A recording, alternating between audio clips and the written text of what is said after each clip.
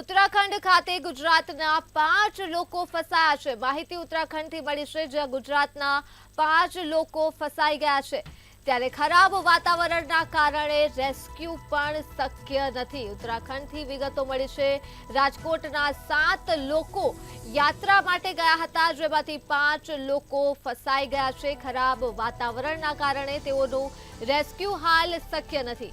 તો 7માંથી 5 જેટલા લોકો ફસાઈ ગયા છે ઉત્તરાખંડ ખાતે, જેઓ ગુજરાતમાં રાજકોટના રહેવાસી છે। રાજકોટના 2 યાત્રીઓ સલામત સ્થળે પહોંચી ગયા છે।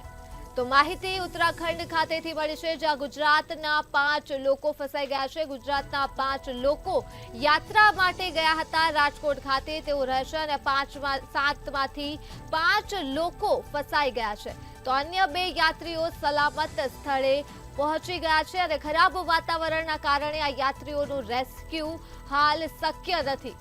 ઉત્તરાખંડ ખાતે ગુજરાતના 5 લોકો ફસાયા છે। આ લોકો યાત્રા માટે ગયા હતા। રાજકોટના કુલ 7 લોકો યાત્રા પર ગયા હતા અને 7માંથી 5 લોકો ફસાયાની પ્રાથમિક વિગતો મળી છે। તો અન્ય 2 યાત્રીઓ સલામત સ્થળ ખાતે પહોંચી ગયા છે, પરંતુ હજુ પણ 5 લોકો ત્યાં ફસાયા જ છે અને ખરાબ વાતાવરણના કારણે તેઓની રેસ્ક્યુની કામગીરી શક્ય નથી।